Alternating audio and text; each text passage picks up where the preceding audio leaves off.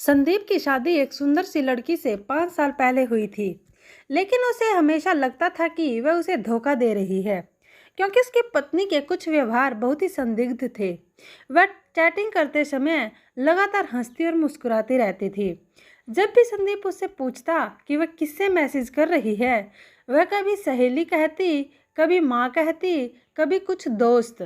वह अक्सर देर रात काम से घर पर आती थी। जब भी संदीप ने उससे पूछा कि क्या चल रहा है, वह हर बार हंसती थी। वह सिर्फ इतना कहती थी कि काम के कोई दबाव के कारण या कुछ और कारण बता देती। एक रात वह रात के 11 बजे दूध दही लेने के लिए निकली। संदीप ने यह जानने के लिए जागता रहा कि वह कब वापस आती है। वह 2 बजे वापस आई। अब बस इससे ज़्यादा संदीप नहीं बर्दाश्त कर सकता था। उसने कुछ सबूत हासिल करने के लिए एक निजी डिटेक्टिव को काम पर रखा है। संदीप अच्छी तरह से जानता था कि बिना किसी सबूत के तलाक के लिए फाइल आगे बढ़ाना मूर्खतापूर्ण होगा। जासूस ने अपना काम बखूबी से किया और कुछ ही दिनों में उसने संदीप को सबूत दिए कि उसकी पत्नी अपने एक दोस्त के साथ उसे धोखा दे रही है।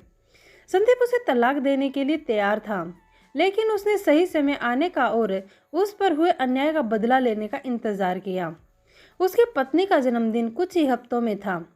संदीप ने उससे पूछा कि वह अपने जन्मदिन पर क्या चाहती है। उसने संदीप से कहा कि वह अपने जन्मदिन पर काम करने में व्यस्त होगी। उसने संदीप से अपने दोस्तों के साथ छुट्टी पर जाने के लिए कहा, क्योंकि वह उस सप्ताह के दौरान बहुत व्यस्त होगी। संदीप को पता था कि वह वास्तव में क्या कर रही थी। जैसे ही सप्ताह आया, संदीप एक दोस्त के घर गया और उसने अपनी पत्नी से कहा कि वो अपने दोस्तों के साथ टूर पर गया है। संदीप ने कहा वहाँ से उसकी पत्नी की माँ, बहन, पिता और कुछ दोस्तों को बुलाया।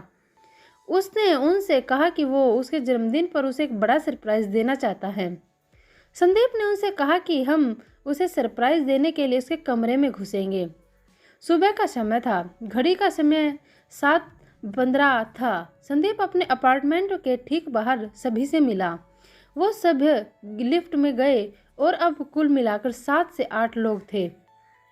उसकी पत्नी की माँ के हाथ में जन्मदिन का केक था। उसके पिता के पास शैंपेन की बोतल थी। उसकी बहन के पास फूलों का गुलदस्ता था। उसके सभी दोस्तों के पास उसके लिए कुछ उपहार थे। किसी को अंदाजा नहीं था कि क्या होने वाला है। संदीप ने सभी को जितना हो सका शांत रहने के लिए कहा। संदीप ने दूसरी चाबी से अपार्टमेंट का दरवाज़ा खोला और जो उसके पास थी। वो सभी संदीप की पत्नी को सरप्राइज देने के लिए बेडरूम में घुसे और वो वह दूसरे आदमी के साथ चैन से सो रही थी। उसके पिता ने सदमे में शैंपेन की बोतल फर्श पर गिरा दी। उसकी माँ ने केक के साथ भी ऐसा ही किया।